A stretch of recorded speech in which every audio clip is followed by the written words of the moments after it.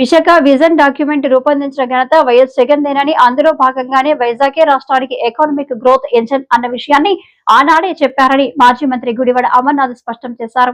Visakhapatnam YSR Congress party కార్యాలయంలో మీడియాతో మాట్లాడుతూ మెడికల్ కళాశాల నా అంత సీనియర్ నాయకుడు లేడు,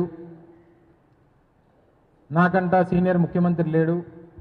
సరే, దేశం సంగతి పక్కన పెడితే ఈ రాష్ట్రంలో 4వ సారి ముఖ్యమంత్రిగా పనిచేస్తూ ఉన్నాడు.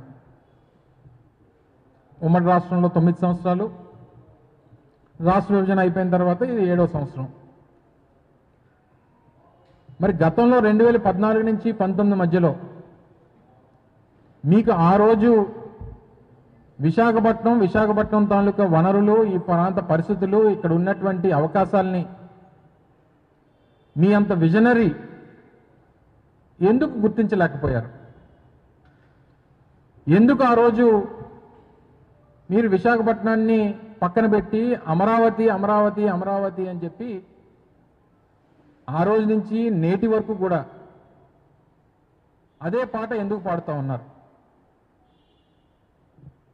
ఈరోజు కొన్ని కంపెనీలకి కొన్ని శంకుస్థాపనలు వారు చేసినట్టుగా ఈరోజు చూసాం. ఈరోజు కాగ్నిజెంట్ సంస్థ, పేరున్నటువంటి సంస్థ, దాంతోపాటు స్థానికంగా ఉన్నటువంటి కొన్ని కంపెనీలకి భూమి పూజ చేసినట్టుగా చూసాం. ఇది ఒక కంటిన్యూస్ ప్రాసెస్. రాష్ట్రంలో పరిశ్రమల ఏర్పాటు జరగడం అనేటువంటివి, కొత్త కొత్త సంస్థలు రావడం అనేటువంటివి, కొత్త ఎస్టాబ్లిష్మెంట్స్ జరగడం అనేటువంటిది ఏ రాష్ట్రంలోనైనా ఒక కంటిన్యూస్ ప్రాసెస్ ఇది జరుగుతూనే ఉంటుంది. అసలు విశాఖపట్నానికి మేజర్ ఒక ఐటీ కంపెనీని తీసుకురావాలి, కోవిడ్ లాంటి పరిస్థితుల తర్వాత ప్రపంచవ్యాప్తంగా ఉన్నటువంటి పరిస్థితులన్నింటినీ కూడా బేరీజ్ వేసుకొని, ఎందుకంటే 2020 కోవిడ్ సిచ్యువేషన్స్ తర్వాత దాదాపు 2023-24 వరకు వర్క్ ఫ్రమ్ హోమ్ కల్చర్ నడుస్తున్నటువంటి పరిస్థితులు, దేశంలోని కొన్ని ప్రముఖ నగరాలు మాత్రమే ఉన్నటువంటి ఐటీ అనుబంధ సంస్థలు ఏవైతే ఉన్నాయో అవి Tier 2 సిటీస్లో కూడా ఎస్టాబ్లిష్ చేయాలనేటువంటి ప్రయత్నాలు జరుగుతున్నటువంటి క్రమంలో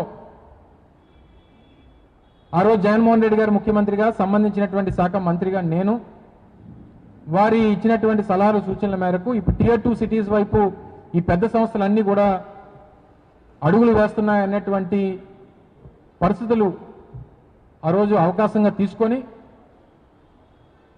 ఆ రోజు ఇన్ఫోసిస్ లాంటి సంస్థల్ని, ఎందుకంటే ఆ రోజు ఒక మేజర్ కంపెనీని విశాఖపట్నానికి తీసుకొచ్చేటువంటి ప్రయత్నం జరిగితే సహజంగా ఒక పెద్ద కంపెనీ విశాఖపట్నం వచ్చినప్పుడు మిగిలినటువంటి కంపెనీలు కూడా ఆసక్తి చూపుతాయి విశాఖపట్నం వైపు అని చెప్పి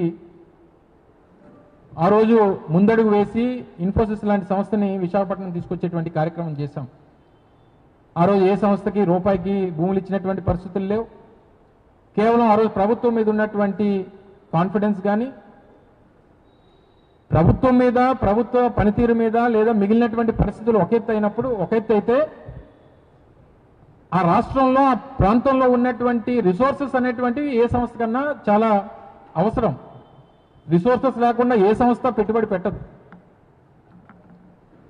ఆ రోజు ఇన్ఫోసిస్ని విశాఖపట్నంలో ఎస్టాబ్లిష్ చేయమని చెప్పి రిక్వెస్ట్ చేసినప్పుడు మొట్టమొదటి చేసింది ఏంటంటే, విశాఖపట్నంలో ఈ పరిసర ప్రాంతాల్లో వారి సొంత స్థలాలు అయినటువంటి వారు, సొంత ఊర్లు ఉన్నటువంటి వారు ఎంతమంది విశాఖపట్నానికి రీలొకేట్ అవ్వడానికి ఆసక్తి చూపుతున్నారన్నటువంటి సర్వే ఇన్ఫోసిస్ వ్యాప్తంగా, దేశవ్యాప్తంగా వివిధ లొకేషన్స్లో ఉన్నప్పుడు వారు చేస్తే దాదాపు 3,000 నుంచి 3,500 మంది మేము విశాఖపట్నానికి రీలొకేట్ అవుతామని చెప్పి ఆ సర్వేలో వచ్చింది.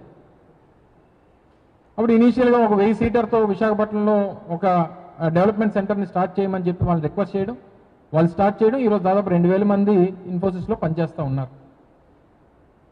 తర్వాత టీసీఎస్తో మాట్లాడాం, చంద్రశేఖర్ గారిని ముఖ్యమంత్రి గారు ఆహ్వానించారు. తర్వాత నేను స్వయంగా వెళ్ళి ముంబైలో టీసీఎస్ సంస్థ చైర్మన్ చంద్రశేఖర్ గారిని, టాటా గ్రూప్ చైర్మన్ని, వారిని కలవడం జరిగింది. వారు కూడా ఈరోజు విశాఖపట్నం వైపు అడుగులు వేస్తూ ఉన్నారు. తర్వాత కాగ్నిజెంట్, ఇతర సంస్థలు వస్తూ ఉంటాయి. ఈరోజు మంత్రి గారు కూడా మాట్లాడినప్పుడు చెప్పడం జరిగింది, కాగ్నిజెంట్ కూడా సర్వే చేసింది. దాదాపు 3,000 మంది ఈ చుట్టుపక్కల ఉన్నటువంటి ప్రాంతాల్లో నివాసం ఉంటున్నటువంటి వాళ్ళ ఎంప్లాయీస్ ఎవరైతే ఉన్నారో వారు విశాఖపట్నానికి రీలొకేట్ అవ్వడానికి ఆసక్తి చూపుతున్నారు అనేటువంటి మాట వారు కూడా చెప్పడం జరిగింది, చూసాం. కానీ ఈ కంపెనీల పేరిట ఏదైతే ఈ మేజర్ కంపెనీస్ టీసీఎస్ అని, కాగ్నిజెంట్ అని, ఇన్ఫోసిస్ అని ఈ కంపెనీల పేరిట వీళ్ళు ముందును పెట్టి దీని వెనకాదల పెద్ద ఎత్తున భూపందేరం జరుగుతూ ఉందనేటువంటిది ఈ సందర్భంగా ప్రజలు గమనించాలని చెప్పి కోరుతా ఉన్నా. పెద్ద సంస్థలకు భూములు ఇవ్వడంలో తప్పులేదు. వాళ్ళని ఆకర్షించి వాళ్ళని తీసుకొని వచ్చి వాళ్ళని ఇక్కడ ఎస్టాబ్లిష్ చేయమని చెప్పి అడగడంలో తప్పులేదు, దాన్ని ఆహ్వానిస్తాం. కానీ రియల్ ఎస్టేట్ సంస్థలకి ఎందుకు మీరు భూముల కేటాయింపులు రూపాయికి ₹10 ఎందుకు చేస్తూ ఉన్నారు? దీంట్లో ఉన్నటువంటి మీ స్వలాభం ఏంటి? ఎందుకు ఈ పెద్ద కంపెనీల పేరిట మీరు ఈ రకమైనటువంటి వెనకాతల ఈ పెద్ద ఎత్తున భూపందేరాన్ని చేస్తూ ఉన్నారు అనేటువంటిది ప్రజలు అడుగుతున్నటువంటి ప్రశ్న.